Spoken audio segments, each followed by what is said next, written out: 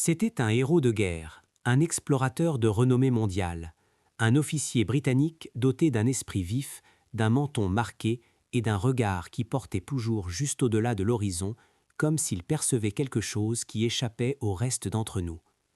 Certains le disaient fou, d'autres courageux, mais pour ceux qui suivaient chacune de ces expéditions, il était une légende. Le colonel Percy Harrison Fawcett, le véritable Indiana Jones. Et en 1925, il disparut.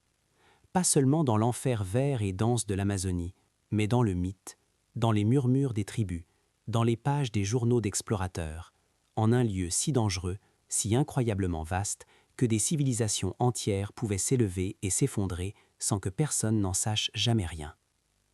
Mais avant que son nom ne soit associé à des récits de fantômes et à des théories du complot, Fawcett était un être bien réel, un soldat devenu aventurier. Et son obsession n'était ni l'or, ni le pouvoir, ni la gloire. C'était quelque chose de bien plus ancien, de bien plus tentant. L'idée que, profondément enfouie dans la forêt amazonienne, au-delà des rivières, des jaguars et des lances, gisaient les ruines d'une cité perdue, un lieu qu'il appelait simplement Z. Une cité de pierre, de mathématiques, d'astronomie, bâtie non par des sauvages, mais par une civilisation capable de rivaliser avec la Grèce antique. Fawcett ne poursuivait pas seulement un fantasme, il croyait poursuivre une histoire dissimulée sous les lianes. Mais cette conviction allait tout lui coûter. Fawcett naquit en 1867 dans le Devon, en Angleterre, et grandit entouré de récits sur l'inconnu. Son père était membre de la Royal Geographical Society. Son frère aîné était un théosophe qui croyait à l'Atlantide et aux savoirs anciens. Percy s'engagea dans l'armée, servit à Ceylan, mais l'appel de la jungle finit par retentir. Dès 1906, Fawcett arpenta la frontière entre le Brésil et la Bolivie. Il cartographia des rivières qu'un Européen n'avait encore jamais vues. Il rencontra des tribus épargnées par la civilisation, certaines hostiles, d'autres pacifiques, toutes mystérieuses. Et plus il voyait, plus sa certitude grandissait. L'Amazonie cachait quelque chose. Il recueillit des récits, des légendes tribales, de vieilles cartes et même d'étranges inscriptions gravées dans la pierre de la jungle. Tout pointait vers la même direction, les ruines d'une cité perdue dans le temps. Au cours des 2 décennies suivantes, Fawcett devint l'homme le plus sollicité pour les expéditions en Amazonie. Il était méthodique, tenace et d'une ouverture d'esprit surprenante. Tandis que d'autres Européens considéraient les autochtones comme des sauvages, Fawcett les respectait, apprenait d'eux et leur faisait confiance. Il pensait que la jungle détenait des réponses, non seulement sur la géographie, mais sur l'histoire même de l'humanité. Mais au fil des ans, quelque chose changea. Ces explorations devinrent plus que de simples missions, elles devinrent des visions. En 1920, dans des archives brésiliennes, Fawcett tomba sur un document, le manuscrit 512, écrit au XVIIIe siècle par un explorateur portugais. Il y décrivait une cité de pierre dans la jungle, avec des arches, des statues et une inscription que personne ne pouvait traduire. C'était la preuve que Fawcett attendait, la dernière pièce du puzzle. Il nomma la cité Z et en devint obsédé. Pendant 5 ans, il planifia, collectait des fonds et écrivait aux journaux. Il voulait entreprendre un dernier voyage en Amazonie. Cette fois, non pour cartographier une frontière, mais pour découvrir Z elle-même, le berceau perdu de la civilisation. Cependant, pour ce périple, il décida d'être accompagné. Son fils de 21 ans, Jack, demanda à venir, et le meilleur ami de Jack, Raleigh Rimmel, se joignit à eux. Fawcett pensait que ces jeunes hommes aideraient à gagner le respect des tribus et à poursuivre la mission s'il lui arrivait malheur. Le 20 avril 1925, tous 3 s'enfoncèrent dans la jungle. Ils furent vus pour la dernière fois près de la rivière Xingu, adressant un signe d'adieu à un guide brésilien. Puis, plus rien. Aucune lettre, aucun rapport, aucun indice, seulement le silence. Le monde s'affela.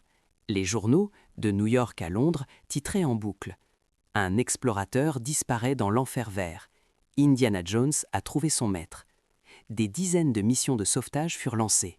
Des centaines de personnes se précipitèrent dans la jungle, certaines ne revinrent jamais. Journalistes, aventuriers, imposteurs, tous tentèrent de retrouver Fawcett, ou du moins ses ossements. Une équipe de recherche prétendit avoir appris d'une tribu locale que Fawcett avait été tué. Une autre affirmait avoir trouvé sa boussole, ou son campement, ou un message gravé sur un arbre. Tous les quelques ans, une nouvelle théorie émergeait. Il était mort, il était vivant, il avait trouvé la cité et y était resté. Il avait été assassiné, il était devenu fou.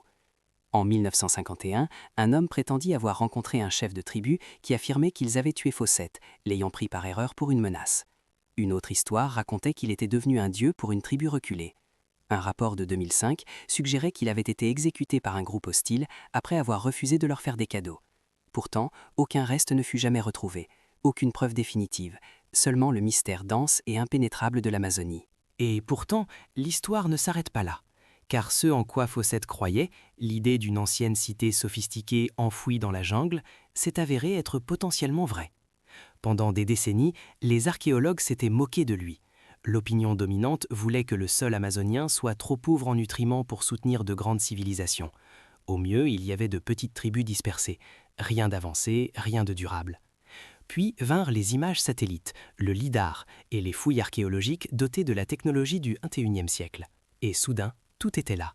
Des routes, des structures géométriques, des tertres, des canaux, des quadrillages urbains entiers sous les arbres. Les chercheurs commencèrent à trouver des signes de vastes sociétés précolombiennes, le genre de société qui aurait pu maîtriser l'astronomie, les mathématiques et l'urbanisme, le genre de société qui ressemblait étrangement à Z.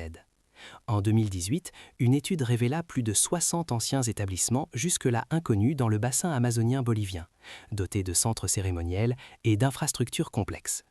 Ils s'étaient cachés juste sous nos yeux, sous la canopée. Fawcett, semble-t-il, ne poursuivait pas un fantasme, il avait simplement 80 ans d'avance. Mais pourquoi a-t-il disparu? C'est ici que l'histoire s'assombrit. Certains pensent qu'il a été trahi, que son campement a été attaqué par une tribu le considérant comme un intrus. Fawcett refusait finalement de voyager avec des gardes armés. Il croyait que la diplomatie était la seule voie. D'autres pensent que la jungle a simplement gagné. Paludisme, famine, venin, il y a 1000 façons de mourir en Amazonie, et peu laissent des traces. Une théorie plus envoûtante suggère que Fawcett a trouvé ce qu'il cherchait, qu'il est tombé sur un secret, quelque chose d'ancien, de puissant, de protégé, et qu'il a choisi de rester, que l'explorateur est devenu partie intégrante du mystère. Dans l'une de ses dernières lettres à sa famille, Fawcett écrivait « Vous n'avez pas à craindre l'échec ». Ce n'était pas de l'arrogance, c'était la certitude d'un homme qui avait déjà entrevu ce qu'il attendait. Aujourd'hui, le nom de Fawcett perdure à travers les livres, les films et même les mythes d'Hollywood. Il a inspiré des personnages comme Indiana Jones. Mais la vérité est bien plus fascinante que la fiction. C'était un homme qui a défié l'Empire, ignoré les conventions, et s'est rendu de son plein gré là où peu osaient s'aventurer. Non pour la gloire, non pour l'or, mais pour la possibilité que nous soyons passés à côté de quelque chose, que les jungles d'Amérique du Sud recèlent des secrets qui ne figurent pas encore dans nos livres d'histoire. La dernière observation confirmée de Percy Fawcett remonta au 29 mai 1925, alors que son groupe et lui traversaient un petit affluent au cœur du Mato Grosso. Dès cet instant, plus aucun Européen ne le revit. Quelque part là-bas, peut-être sous un enchevêtrement de racines ou dans la mémoire d'une tribu qui garde ses secrets, se trouve la réponse. A-t-il trouvé Z? A-t-il vécu assez longtemps pour la voir surgir de la brume? Est-il mort quelques jours seulement après s'être enfoncé dans la forêt, ses os dévorés par la jungle? Ou a-t-il disparu de son plein gré? Il a dit un jour, « La forêt dans ses solitudes est toujours mystérieuse. Un homme dans la forêt doit avoir la foi. » C'était Percy Fawcett, un homme de foi, non pas religieuse, mais historique. Un homme qui observait les vides de nos connaissances et refusait d'accepter qu'ils soient vides. Il croyait que l'Amazonie avait une histoire à raconter, que sous les lianes, le sol et le silence existait une civilisation qui s'élevait autrefois vers les sommets, et qu'elle murmure encore à travers les arbres. Et peut-être, juste peut-être, est-il là-bas, en ce moment même, à l'écoute. On dit que la jungle ne livre jamais ses secrets, mais parfois, elle accueille ceux qui les cherchent avec sincérité, ceux qui arrivent sans désir de conquête, ceux qui viennent pour écouter. C'est peut-être pourquoi Fawcett a disparu. Non pas parce qu'il a échoué, mais parce que, d'une manière étrange, il a réussi. Et dans cette réussite, il est devenu une partie du plus grand mystère que l'Amazonie ait jamais connu. Pas seulement un homme à la recherche de Z, mais un homme devenu Z. Un symbole, une légende, une question que nous nous posons encore près d'un siècle plus tard.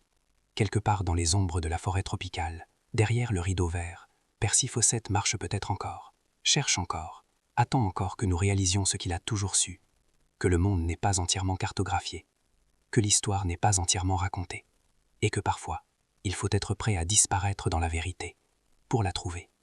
Si ce récit a changé votre perception des mystères cachés au cœur de la vie sauvage, abonnez-vous à la chaîne et laissez un j'aime. Nous mettons en lumière l'histoire que l'on a tenté d'enterrer. Aidez-nous à semer les graines de l'avenir. Le prochain trésor sera bientôt révélé.